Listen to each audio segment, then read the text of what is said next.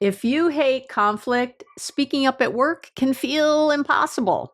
Today, you'll learn why your brain shuts down when you try to advocate for yourself, why conflict feels so intense for you, how to regulate yourself better before conversations, and the communication strategies that help you advocate for yourself without spiraling. So stay tuned. We're back, Workplace Therapy, with me, Dr. Abby Metcalf. And this is for you. If you hate conflict, you probably spend way too much time, rehearsing conversations in your head, editing yourself. You hold back, you wait for the right moment, it never arrives. You sell for less than you want because the idea of confrontation makes your stomach drop. Then you get annoyed at yourself for not speaking up sooner, right? I know you're nodding your head right now. But being a conflict avoidant, I want to be really clear. It doesn't make you weak. Or I hope that's obvious. It means your nervous system interprets interpersonal tension as a threat. And when you even think about speaking up, your brain predicts negative outcomes. So your body prepares for danger.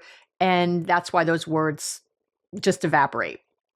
And as I've mentioned many, many times on the podcast, research shows that social threat activates the same neural pathways as physical pain. So no, you're not being dramatic. Your body thinks conflict is unsafe. It's trying to protect you. Now, at the same time, self-advocacy is really essential for your career growth. It's essential for burnout and prevention, psychological well-being.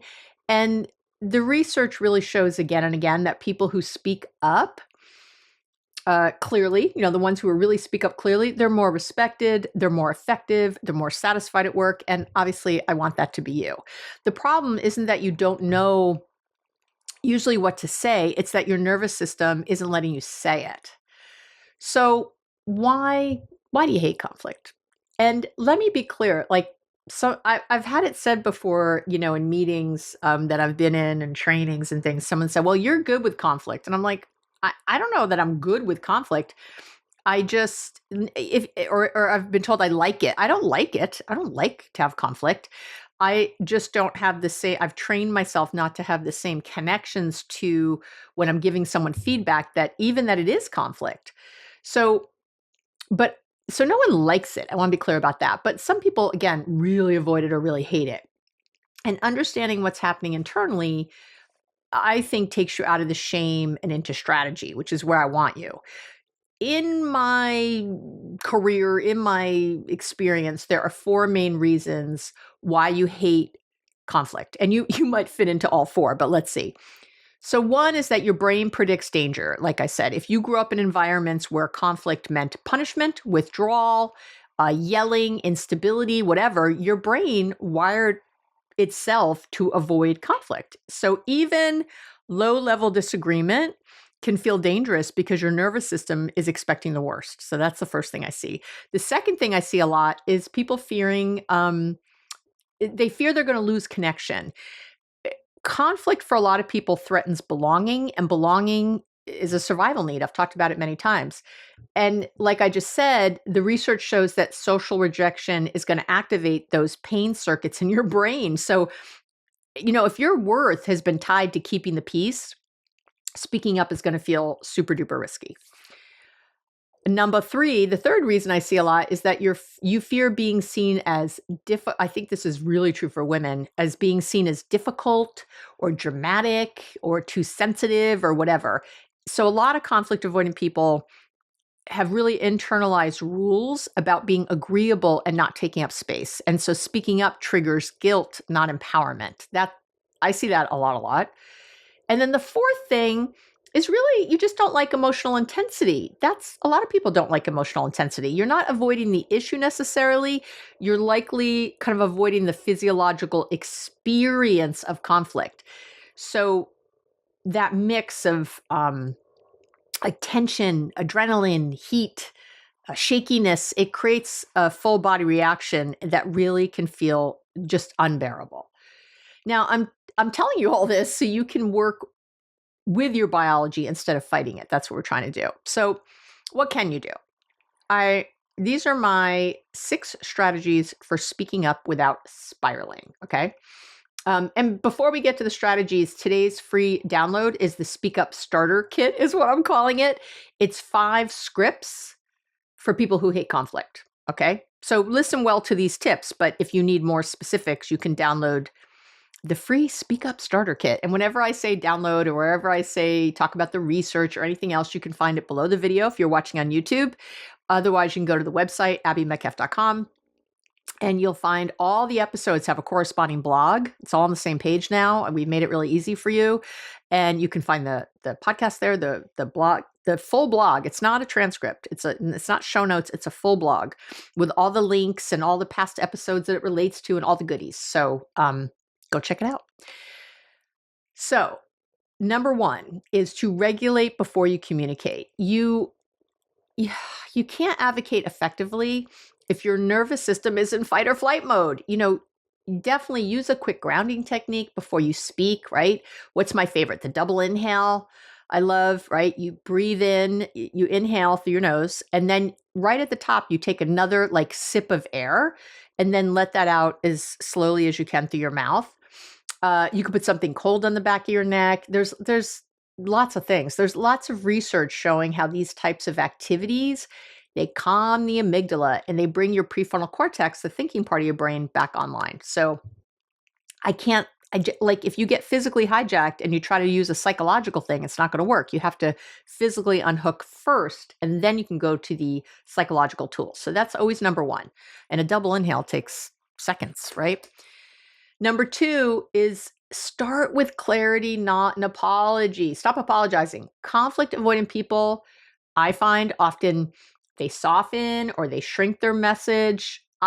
To me, till it's unrecognizable. You're trying so hard to keep everybody happy and not upset anyone, and you're using all the language that you don't even make a point. There's nothing clear going on.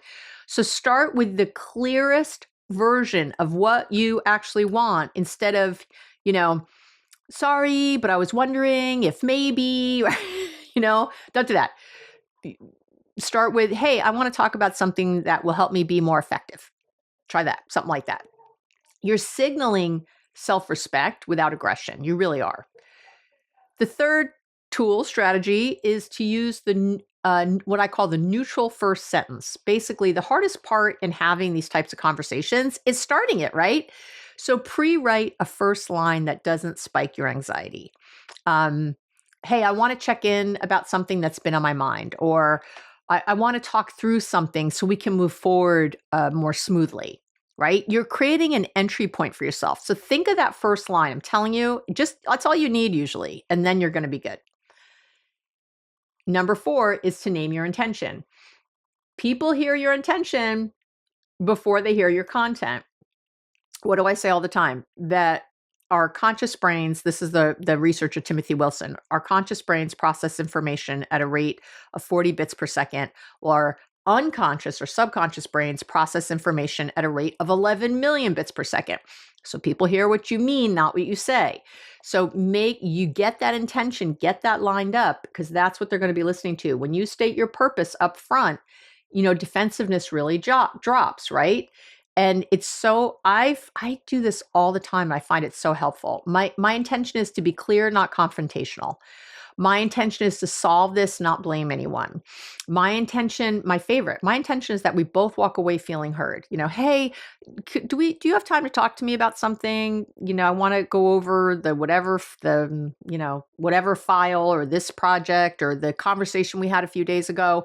And my intent, and then you go, my intention that we both walk away feeling heard. Does that sound where you are? Really try to connect on that level first. Clarity really reduces emotional charge. I'm going to say that again. Clarity reduces emotional charge. It just does. You'll feel better. They'll feel better. It'll go better. My 5th strategy is to use I statements, and you want them to stay really grounded and really specific. So instead of focusing on the other person's problems or failings, focus on your needs and experiences. Okay. I feel overwhelmed when priorities shift without notice. I need clearer expectations so I can plan my workload. Something like that. You're advocating without attacking. right? Really important. Excuse me. And number 6 is really to have kind of prepare a one boundary sentence, right? Conflict avoidant people panic when conversations go sideways because they don't know how to stop the escalation. So decide on one sentence you'll use to pause the interaction. So things like, if something starts to go sideways, you would just say, I want to keep this productive, so let's pause for a moment, right? And you can keep saying that. You can say that 10 times in a conversation. I want to keep this productive, so let's pause for a moment. I'm not able to resolve this in this tone.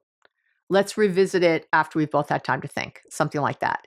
This gives you really control without drama, right? That's what you're looking for. So, how do you advocate for yourself without sounding aggressive? Here's the secret. Assertiveness is calm clarity. You're not trying to overpower anyone. You're stating your needs and holding your ground. So, I use a pretty simple structure for this, more or less, usually. I state the issue. So I want you to state your issue, state your need, and ask for the next step. Okay. So when deadlines change at the last minute, that's my issue. I feel overloaded. I need earlier notice so I can plan realistically. Can we set a process for that moving forward? See that? 1, 2, 3. It's assertive, it's direct, it's respectful, it's effective. So I want to wrap up. So conflict avoidance, it's not a flaw. That was very New York, wasn't it? It's not a flaw. It's not a flaw. It's a nervous system strategy. And it once kept you safe, but you're not stuck with it. You can learn to regulate your body, to clarify your message, to set boundaries, to speak up with confidence. You absolutely can learn all that. Advocating for yourself doesn't mean being harsh. It means telling the truth kindly and clearly. And when you learn how to do that, conflict stops feeling like danger and starts feeling like communication. And again, you cannot control people's reactions or what that is. And if that's your only goal, you're always going to be in trouble. You have to just know that you did it as best you could in the clearest, most kind way possible. And that's all you got. Okay. You can walk away feeling okay. So I always end these with putting today's lesson into action. And as I mentioned earlier, today's free download is the Speak Up Starter Kit. It's 5 scripts for people who hate conflict. So what you'll get basically is 5 kind of plug and play scripts for what I think are common workplace situations. You're going to get a neutral first sentence bank, so you always know how to start, right? I have in there a 1-minute regulation routine to use before tough conversations. And there's a template for stating needs clearly without sounding confrontational. So all of that is in there in like a 1-pager. Maybe it's 2 pages. I can't remember. But, you can get it, again, below the video if you're watching this on YouTube. And if you are, please like and subscribe. Maybe leave a comment. Let me know anything you'd like to see on a future episode. And otherwise, you can come over to the website, abbymetcalf.com, go to episodes, that tab, and you'll see the workplace therapy, and just go to this one. It's pretty simple to navigate on the website. And that's it for today. Thanks for hanging out with me. I hope this was helpful. This was yet someone else's idea who wrote into me. Keep sending ideas for what you'd like me to talk about, abby@abbymetcalf.com, or you can do the contact page on the website or comment below a video. All right, take care. Bye.